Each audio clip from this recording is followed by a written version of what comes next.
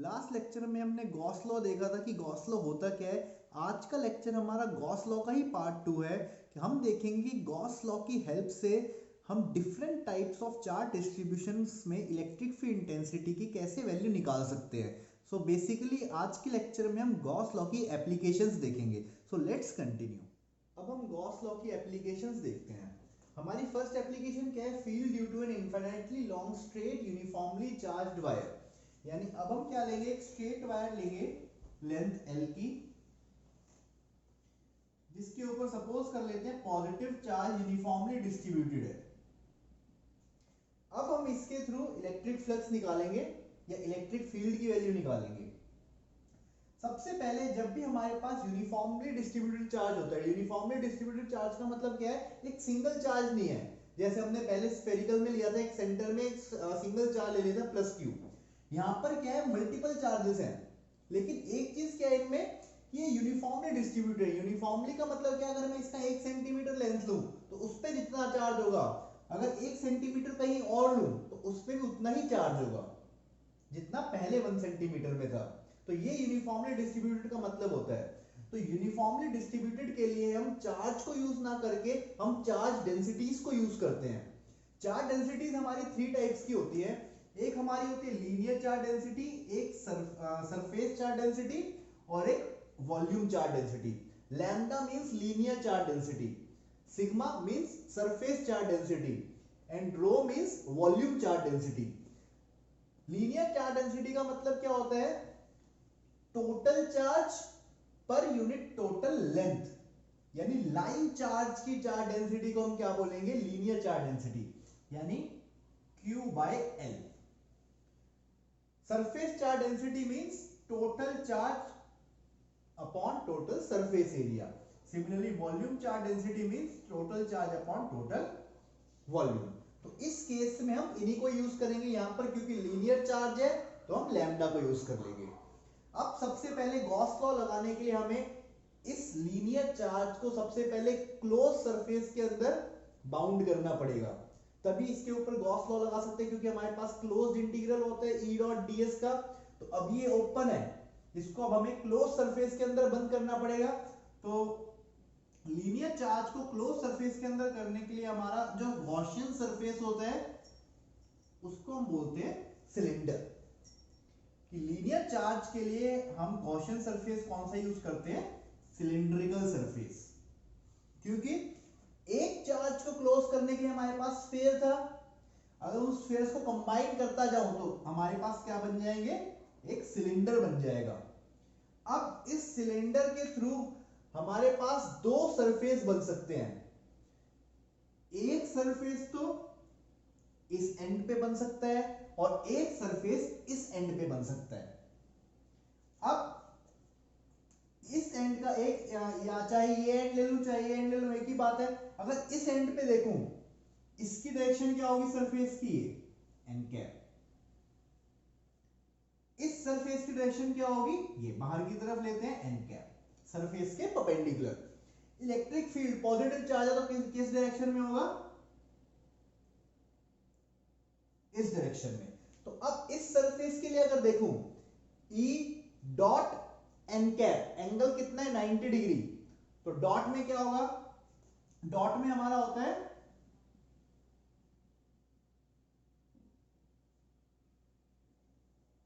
Cos theta. इसके लिए theta कितना है 90, तो कॉस 90 कितना हो जाएगा 0।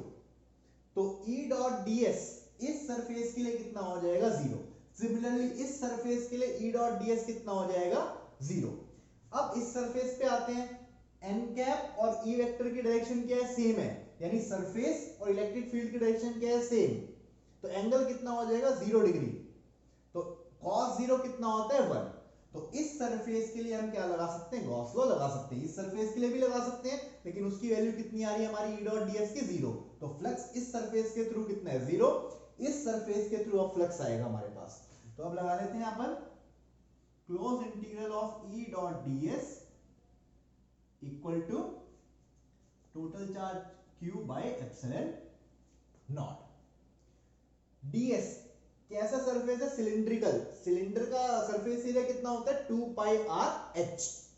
रेडियस हम मान लेते हैं आर है, और हाइट कितनी है सिलेंडर की? लेंथ ऑफ वायर के बराबर यानी एल। तो E into S equal to Q by epsilon naught. S कितना हो जाएगा? 2 pi R L.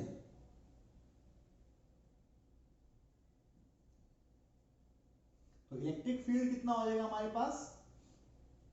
Q by 2 pi epsilon naught R into L. अब Q बाई एल लीनियर में क्या था? लैम्डा, तो इसको हम लैम्डा से रिप्लेस कर सकते हैं। तो इलेक्ट्रिक फील्ड कितनी हो जाएगी हमारे पास? Lambda by 2 pi epsilon naught R। अगर इसको 1/4 पाई एप्सिलॉन नॉट की टर्म्स में लिखें तो 2 से मल्टीप्लाई और 2 से डिवाइड, तो ये हो जाएगा 4। इलेक्ट्रिक फील्ड कितना आ जाएगा? 1/4 pi epsilon naught 2 lambda by R. तो ये हमारी होती है electric field due to straight line carrying charge, और ये हमने डिराइव किया है गॉस लॉ की हेल्प से। यहां पर हमने गॉस लॉ यूज किया है इसको। अब हम अपनी सेकंड एप्लीकेशन पे आते हैं गॉस लॉ की। Electric field intensity due to uniformly charged spherical shell. अब हम क्या ले लेते हैं?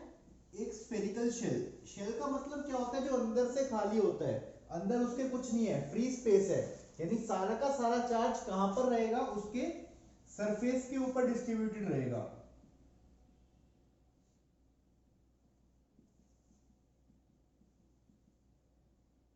अब यहां पर 3 केसेस बन सकते हैं। सबसे पहले मान लेते हैं एक पॉइंट आउटसाइड है, दूसरा पॉइंट हमारा इसके सरफेस पे है, और तीसरा पॉइंट कहीं पर भी अंदर है, और ये हमारा सेंटर है O। तो हमसे क्या पूछ सकते हैं? या तो एक्सटर्नल पॉइंट पे इलेक्ट्रिक फील्ड इंटेंसिटी कितनी है, या उसके सरफेस पे कितनी है, या उसके अंदर कितनी है। तो देखो यहां पर जब भी हम बाहर से या इसके सरफेस पे खड़े होकर देखेंगे इस स्फीयर को, तो हमें क्या लगेगा? इसका सारा का सारा चार्ज सेंटर पे कंसंट्रेटेड है। जैसे हमने 11th में भी देखा है सेंटर ऑफ मास क्या होता है। सेंटर ऑफ मास क्या होता है? जहां पर पूरी बॉडी का ओवरऑल मास कंसंट्रेटेड होता है, वो हमारा क्या होता है? Centre of mass. सिमिलरली ऐसे ही सेंटर ऑफ चार्ज भी होता है कि अगर मैं बाहर से उसके सरफेस से देखूंगा तो मुझे क्या लगेगा? इन सारे के सारे चार्जेस का जो कंबाइंड इफेक्ट है वो कहां से आ रहा है? सेंटर से। तो जब मैं बाहर से देखूंगा पॉइंट P को, तो सबसे पहले गॉस लॉ लगाने के लिए इसको, इस पॉइंट को एक क्लोज सरफेस में एनकेस करना पड़ेगा, यानी इस P के थ्रू मैं क्या बनाऊंगा? एक गॉसियन सरफेस बनाऊंगा।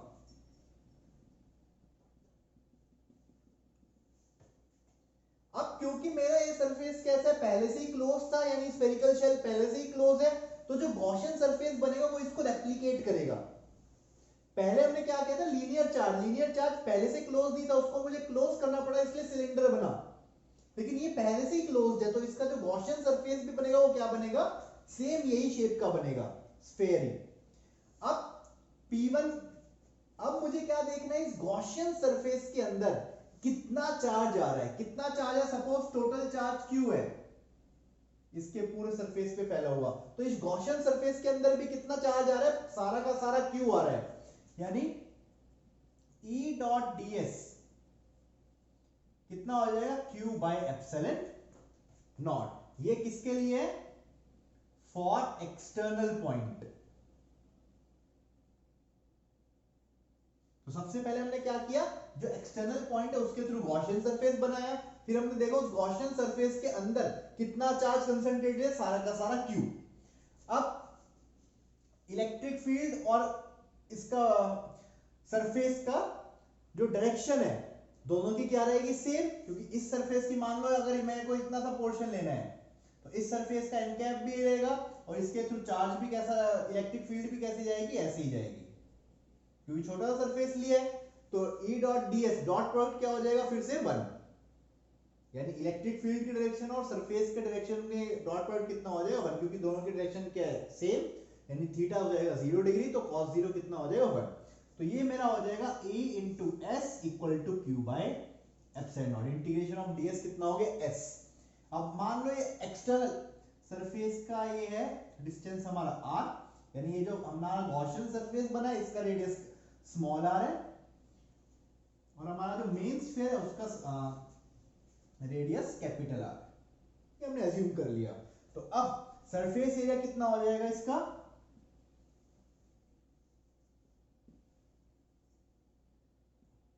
4πr² equal to Q by epsilon naught. तो इलेक्ट्रिक फील्ड इंटेंसिटी कितनी हो जाएगी, 1/4πε0 Q बाय r²। ये हो गया हमारा एक्सटर्नल पॉइंट के लिए। अब बात करते हैं अगर मेरा पॉइंट सरफेस के ऊपर है, अगर मेरा पॉइंट सरफेस के ऊपर है तो उस केस में क्या हो जाएगा, सब कुछ सेम रहेगा। ये r किससे रिप्लेस हो जाएगा, कैपिटल R से, क्योंकि अब मेरा गॉसियन सरफेस यही रहेगा सारा का सारा और उस पे सारा का सारा चार्ज आएगा। तो डिस्टेंस कितना है अब की बार, पहले जब पॉइंट बाहर था तो r ये था, अब पॉइंट क्योंकि इसके ऊपर ही है तो डिस्टेंस कितना लेंगे, कैपिटल R। तो उस केस में मेरा क्या हो जाएगा, फॉर पॉइंट ऑन सरफेस यानी P2, तो कितना हो जाएगा मेरा electric field intensity, 1/4πε0 Q by r²। अब यहां पर देखो इस सरफेस का जिसके ऊपर चार्ज है उसका एरिया कितना है, 4πr², यानी ये क्या हो जाएगा मेरा सरफेस एरिया इसका जिसके ऊपर चार्ज है। ऊपर क्या है, चार्ज, तो चार्ज अपॉन सरफेस एरिया कितना होता है, सिग्मा, सरफेस चार्ज डेंसिटी। तो इसको मैं क्या लिख सकता हूं, सिग्मा बाय एप्सिलॉन नॉट, यानी 4πr² को मैंने क्या लिख दिया, s। तो अगर इसको और अच्छे से लिखूं तो Q by epsilon naught s, s मेरा क्या है 4πr² सरफेस एरिया, तो Q बाय s को मैंने यहां से क्या लिख दिया, सिग्मा। यहां पर क्यों नहीं लिखा, यहां पर भी तो 4πr² इसका सरफेस है, सरफेस एरिया, लेकिन यहां पर सरफेस एरिया इस गॉसियन सरफेस का है, बाहर वाले सरफेस का। मेन मुझे सरफेस एरिया किसका लेना होता है, जिसके ऊपर चार्ज स्प्रेड है, तभी चार्ज डेंसिटी होती है कि टोटल सरफेस पे कितना चार्ज स्प्रेड है। यहां पर इस सरफेस पे चार्ज स्प्रेड नहीं है, ये बाहर है पॉइंट, इसलिए 4πr², यहां पर Q बाय s नहीं लिया हमने, सिग्मा। सिग्मा हम यहां पर लेंगे, क्यों, क्योंकि जो सरफेस यहां पर लिया है उसी सरफेस के ऊपर चार्ज डिस्ट्रीब्यूटेड है। नेक्स्ट केस हमारा क्या आता है, अगर पॉइंट हमारा अंदर है P3, तो फॉर इंटरनल पॉइंट P3, अब अगर इसके थ्रू मैं गॉसियन सरफेस बनाऊंगा P3 के थ्रू, तो अब इसके अक्रॉस मेरा कितना चार्ज आ रहा है, 0। इसके अंदर कोई भी चार्ज नहीं है P3, क्योंकि सारा का सारा चार्ज बाहर डिस्ट्रीब्यूटेड है, इसके अंदर कोई चार्ज नहीं, तो Q की वैल्यू कितनी हो जाएगी, 0। तो E डॉट ds या E डॉट s कितना हो जाएगा, 0। क्यों, क्योंकि Q हो गया 0, तो इलेक्ट्रिक फील्ड भी कितनी होगी मेरी, 0। तो यहां से एक चीज क्या समझ आती है कि अगर मेरा स्फेरिकल सरफेस है तो उसके अंदर अगर कोई भी पॉइंट होगा स्फेरिकल सरफेस के अंदर, तो इलेक्ट्रिक फील्ड इंटेंसिटी कितनी होगी, 0। अब इसका अगर मुझे ग्राफ ड्रॉ करने के लिए बोला जाए तो ग्राफ कैसे ड्रॉ करेंगे इलेक्ट्रिक फील्ड इंटेंसिटी और डिस्टेंस का यानी रेडियस का। तो मान लेते हैं यहां पर इलेक्ट्रिक फील्ड इंटेंसिटी है और यहां पर रेडियस है r। तो जब तक रेडियस, कहां से स्टार्ट होगा रेडियस, 0 से, सेंटर से, जब तक रेडियस मेरा कैपिटल R के बराबर है इलेक्ट्रिक फील्ड इंटेंसिटी कितनी रहेगी, 0।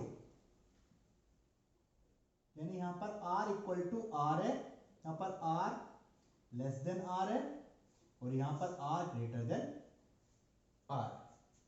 तो जब तक मेरा डिस्टेंस सेंटर से radius of sphere, main sphere के कम होगा, यानी अंदर है पॉइंट, तो इलेक्ट्रिक फील्ड इंटेंसिटी 0। जैसे सरफेस पे आएगा इलेक्ट्रिक फील्ड इंटेंसिटी कितनी हो जाएगी, सिग्मा बाय एप्सिलॉन नॉट, यानी ये 1/4πε0 Q बाय r²।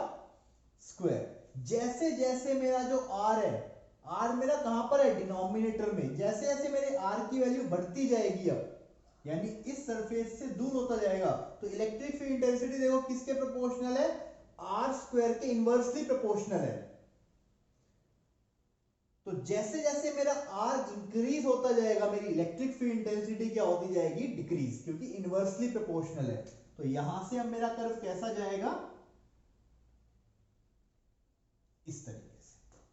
यहां पर मेरी मेन वैल्यू है, सरफेस पे कितनी वैल्यू है, सिग्मा बाय एप्सिलॉन नॉट, और जैसे जैसे आगे जाएगा मेरा इलेक्ट्रिक फील्ड इंटेंसिटी कितनी हो जाती जाएगी, कम होती जाएगी।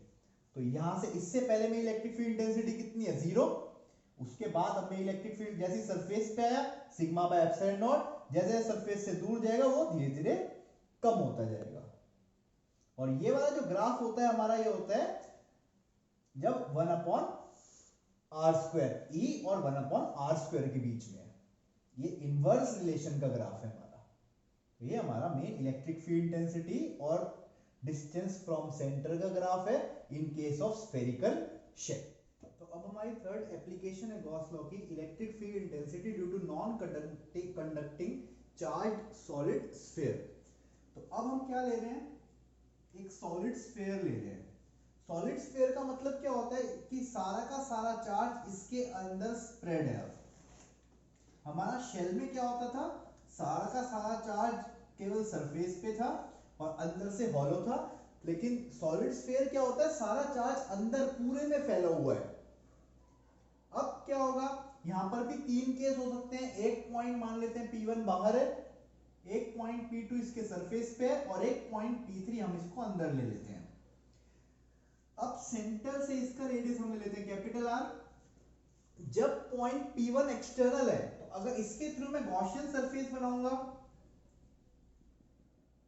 और इसका रेडियस अगर लूंगा स्मॉल r, तो इसके लिए भी सारा का सारा चार्ज एंक्लोज जो है वो कितना होगा, Q।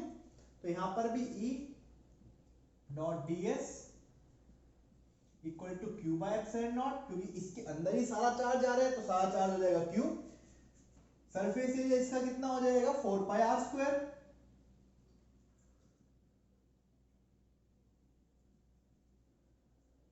तो कितना हो जाएगा electric field intensity, 1/4πr epsilon naught Q by r²। और ये सेम वही है जो हमारी शेल के लिए आई थी जब पॉइंट बाहर था। तो चाहे हमारा सॉलिड स्फीयर हो चाहे हमारा शेल हो, अगर पॉइंट बाहर होगा तो इलेक्ट्रिक फील्ड इंटेंसिटी की वैल्यू क्या रहेगी, सेम। ये हमारा हो गया एक्सटर्नल पॉइंट के लिए। अब बात करते हैं सरफेस पे। जब हमारा सरफेस होगा तो ये स्मॉल r किसको रिप्लेस कर देगा, कैपिटल R को। तो हमारी सरफेस पे कितनी हो जाएगी,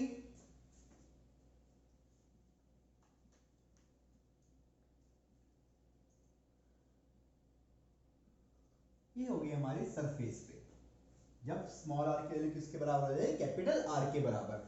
अब हमारा थर्ड केस आता है जब हमारा पॉइंट होगा इंटरनल यानी P3। तो P3 के लिए सबसे पहले हमें क्या बनाना पड़ेगा, गॉसियन सरफेस बनाना पड़ेगा। तो ये मैंने यहां पर इसका गॉसियन सरफेस बना दिया। इसको भी हम स्मॉल r ले लेते हैं क्योंकि स्मॉल r वेरिएबल है। अब पॉइंट P3 अंदर है। अब देखो शेल में क्या हुआ था कि जब पॉइंट अंदर था तो उसके अंदर कोई चार्ज नहीं आता, जीरो चार्ज एनक्लोज था, क्योंकि सारा चार्ज सिर्फ उसके सरफेस पे था। लेकिन अब क्योंकि ये सॉलिड स्फीयर है तो सारा चार्ज अंदर पूरे अच्छे से स्प्रेड है। तो इस गॉसियन सरफेस के अंदर भी कुछ चार्ज आएगा। टोटल चार्ज कैपिटल Q है, इसका कुछ पार्ट क्या आ जाएगा, इसके अंदर आ जाएगा, उसको हम मान लेते हैं Q डैश। तो for internal point P3 E dot ds कितना हो जाएगा, Q dash upon epsilon not. Same इसके लिए भी अगर मैं ds छोटा सा पोर्शन ले लूं तो इलेक्ट्रिक फील्ड और n कैप के बीच में एंगल 0 डिग्री हो जाएगा। तो ये हो जाएगा मेरा E into s equal to Q dash by epsilon naught. तो E कितना हो जाएगा मेरे पास, 1/4 epsilon naught Q dash by r²। ये मेरी होगी इलेक्ट्रिक फील्ड इंटेंसिटी इस Q डैश की वजह से। Q डैश क्या है, जो इस वाले गॉसियन सरफेस के अंदर चार्ज आ रहा है। अब मुझे इस Q डैश की वैल्यू निकालनी है, क्योंकि ये मेरा सरफेस कहता है कैसा है, सॉलिड स्फीयर। तो ये इसका जो चार्ज है इसके सरफेस पे नहीं है, सारा का सारा चार्ज इसके वॉल्यूम पे स्प्रेड है। तो यहां पर मैं क्या निकालूंगा, वॉल्यूम चार्ज डेंसिटी, क्योंकि चार्ज डेंसिटी का मतलब ही यही होता है कि छोटे से पोर्शन में जितना चार्ज आएगा मान लो अगर लेंथ थी तो 1 सेंटीमीटर में जितना चार्ज अगर कहीं और 1 सेंटीमीटर में लगा उतना भी आएगा, उसमें भी उतना ही आएगा। सेम अगर वॉल्यूम चार्ज डेंसिटी निकालूं, अगर वन अमाउंट ऑफ वॉल्यूम में कुछ चार्ज है तो अगर उतनी ही वॉल्यूम में कहीं और लूं उसमें भी चार्ज कितना आएगा, सेम ही आएगा। तो सरफेस चार्ज डेंसिटी से हम क्या निकालेंगे, वन अमाउंट वॉल्यूम का चार्ज, और उसको टोटल इसकी वॉल्यूम से मैं मल्टीप्लाई कर दूंगा तो इतनी वॉल्यूम का चार्ज मेरे पास आ जाएगा।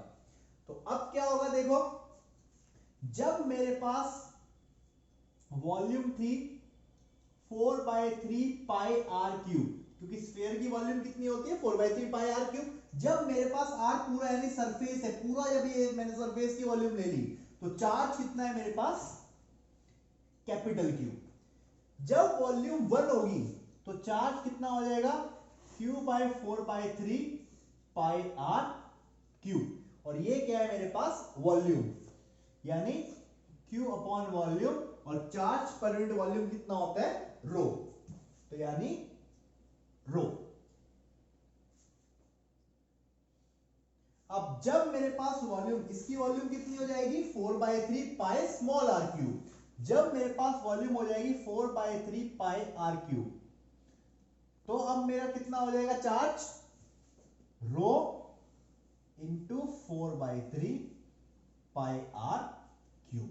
ये मेरा क्या आ गया चार्ज, जब वॉल्यूम इतनी है, और इस चार्ज की वैल्यू कितनी है क्यू डैश, तो मेरे पास क्यू डैश कितना हो जाएगा, rho into 4/3 pi R cube. ये मेरी क्यू डैश की वैल्यू आ गई। तो इलेक्ट्रिक फील्ड इंटेंसिटी कहां, ये रही, इसमें अगर क्यू डैश की वैल्यू पुट कर दूंगा तो ये कितना आ जाएगा मेरे पास, 1/4 pi epsilon naught, Q dash की जगह आ जाएगा rho into 4/3 pi R cube upon में आर स्क्वायर। तो 4 से 4 कैंसिल हो जाएगा, पाई से पाई कैंसिल हो जाएगा, और आर स्क्वायर और यहां पर 2r कैंसिल हो जाएंगे, केवल 1r बचेगा। तो E equal to 1/3 rho r by epsilon naught. सिर्फ यही चीजें बचेंगी। तो ये मेरी आ गई electric field intensity due to spherical charged solid sphere. और जब पॉइंट मेरा P3 क्या है, इंटरनल, यानी जब पॉइंट बाहर इलेक्ट्रिक फील्ड इंटेंसिटी ये होगी, जब सरफेस पे है तो इलेक्ट्रिक फील्ड इंटेंसिटी ये होगी, और जब मेरा पॉइंट अंदर है तो इलेक्ट्रिक फील्ड इंटेंसिटी ये होगी। इसी के थ्रू मैं सरफेस पे भी निकाल सकता हूं। जब ये r किसके बराबर हो जाएगा, कैपिटल R के बराबर, तो सरफेस से एक और फॉर्मूला हमारा डिराइव हो सकता है, फॉर सरफेस यानी P2। तो R किसके बराबर हो जाएगा, कैपिटल R के बराबर। तो इलेक्ट्रिक फील्ड इंटेंसिटी कितनी हो जाएगी, 1/3 rho r by epsilon not. ये होगी सरफेस, यानी जब पॉइंट इंटरनल है ये, अगर इस फॉर्मूले से सरफेस के लिए निकालूं तो ये इलेक्ट्रिक फील्ड इंटेंसिटी। जब पॉइंट एक्सटर्नल है, जब पॉइंट इंटरनल है यानी P3, तो इलेक्ट्रिक फील्ड इंटेंसिटी ये रही, रो हमारा क्या है, वॉल्यूम चार्ज डेंसिटी यानी चार्ज पर यूनिट वॉल्यूम। और जब इसी फॉर्मूले से अगर मैं सरफेस के लिए निकालूं तो इलेक्ट्रिक फील्ड इंटेंसिटी ये। अब अगर ग्राफ ड्रॉ करें हम यहां पर R और इलेक्ट्रिक फील्ड इंटेंसिटी का, तो क्या होगा, यहां हो जाएगा R equal to capital R यानी सरफेस, यहां पर सरफेस के अंदर और यहां पर सरफेस के बाहर। तो देखो जब पॉइंट इंटरनल है तो इलेक्ट्रिक फील्ड इंटेंसिटी कैसे बिहेव कर रही है इंटरनल पॉइंट के लिए, डायरेक्टली प्रोपोर्शनल टू R। तो डायरेक्टली प्रोपोर्शनल टू R का ग्राफ कैसे जाता है, इस तरीके से, सरफेस पे ये वैल्यू हो जाएगी। अब जैसे जैसे सरफेस के बाहर जाता जाएगा पॉइंट, यानी एक्सटर्नली कैसे बिहेव कर रही है, inversely proportional to R square. तो जैसा हमारा स्फीयर के लिए बना था, तो स्फीयर के लिए यहां पर 0 था, लेकिन सॉलिड शेल के लिए हमारा यहां पर 0 था, लेकिन सॉलिड स्फीयर के लिए यहां पर डायरेक्टली प्रोपोर्शनल है। तो ये हमारा ग्राफ बन जाता है इलेक्ट्रिक फील्ड इंटेंसिटी और distance from centre for charged solid sphere. अब हमारी नेक्स्ट एप्लीकेशन गॉस लॉ की क्या है, electric field intensity due to a thin infinite plane sheet of charge. यानी अगर हमारे पास एक प्लेन शीट चार्ज की है, ये इनफाइनाइट लेंथ की है, उसका हमने छोटा सा पोर्शन अभी दिखा दिया, लेकिन इसकी लेंथ क्या होगी, इनफाइनाइट।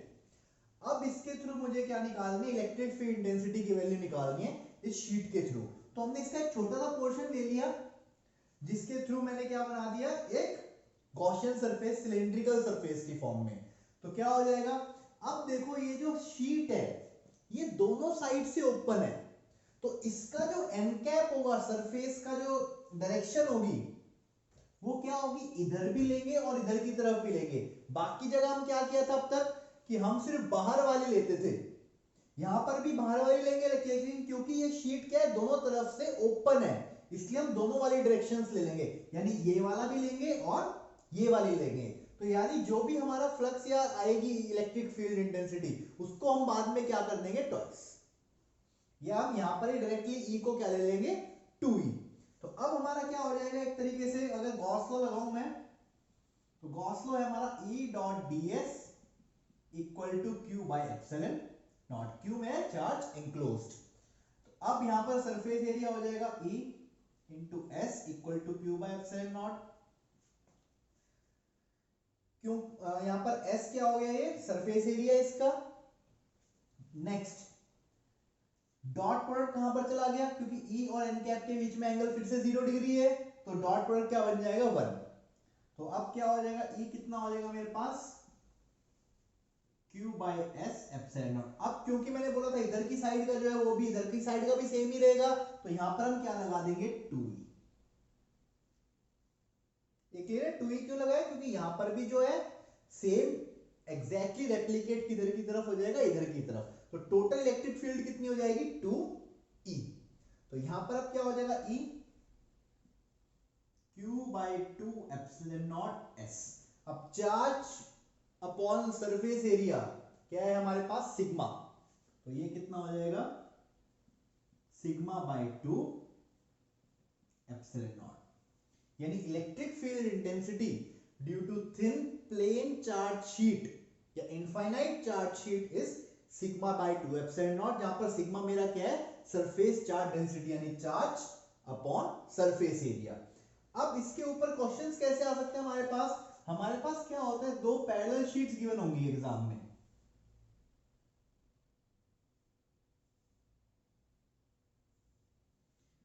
अभी के लिए मान लेते हैं कि दोनों पॉजिटिवली चार्ज्ड है।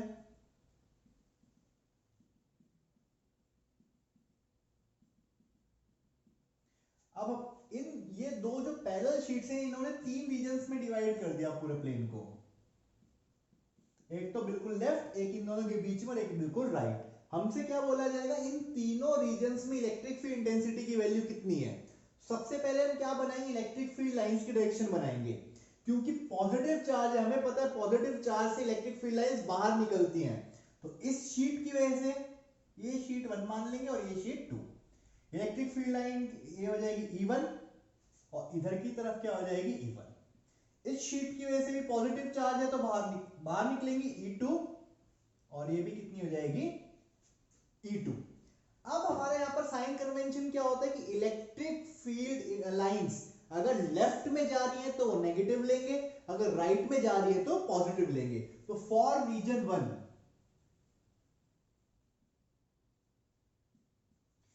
E1 लेफ्ट में जा रही है, ये E2 भी आगे जाते जाते लेफ्ट में आएगी, तो यहां पर E2 ऐसे हो जाएगी।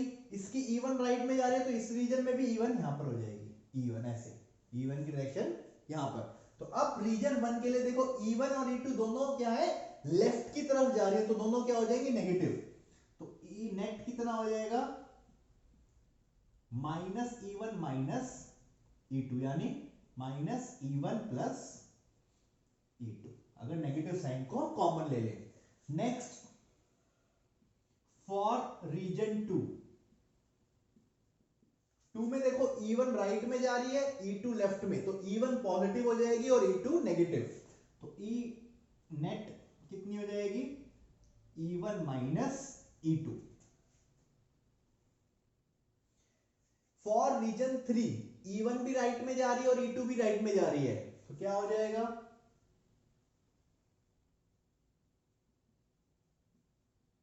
दोनों पॉजिटिव, तो E नेट कितना हो जाएगा, E1 प्लस E2। तो इस तरीके से हम हर रीजन में इलेक्ट्रिक फील्ड इंटेंसिटी की वैल्यू निकाल सकते हैं। अब यहाँ पर देखो E1, क्योंकि प्लेन शीट है तो E का फॉर्मूला कितना था, sigma by 2 epsilon not. Suppose इसकी सरफेस चार्ज डेंसिटी सिग्मा 1 है और इसकी सरफेस चार्ज डेंसिटी सिग्मा 2 है, तो यहाँ पर क्या हो जाएगा, minus of sigma 1 by 2 epsilon naught plus sigma 2 by 2 epsilon naught. यहाँ पर कितना हो जाएगा, sigma 1 by 2 epsilon naught minus sigma 2 by 2 epsilon naught, और यहां पर कितना हो जाएगा, sigma 1 by 2 epsilon naught plus sigma 2 by 2 epsilon naught. सब में 1 by 2 by epsilon naught common ले सकते हैं, तो माइनस 1 बाय 2 एप्सिलॉन नॉट यहां पर आ जाएगा और यहां पर आ जाएगा सिग्मा 1 प्लस सिग्मा 2। यहां पर कितना आ जाएगा, 1 by 2 epsilon naught common, sigma 1 minus sigma 2, और यहां पर कितना आ जाएगा, 1 by 2 epsilon naught common, sigma 1 plus sigma 2। अब पेपर में दोनों की सिग्मास इक्वल भी दे सकते हैं, तो सिग्मा 1 और सिग्मा 2 सेम हो जाएंगे, तो सिग्मा प्लस सिग्मा 2 सिग्मा, यहाँ पर सिग्मा माइनस सिग्मा 0 और यहाँ पर सिग्मा प्लस सिग्मा 2 सिग्मा। तो पेपर में जिन हिसाब से दिया जाए, यहाँ पर एक शीट नेगेटिव भी ले सकते हैं, अगर ये शीट नेगेटिव हो जाएगी तो ये E1 अंदर की तरफ आने लग जाएगा।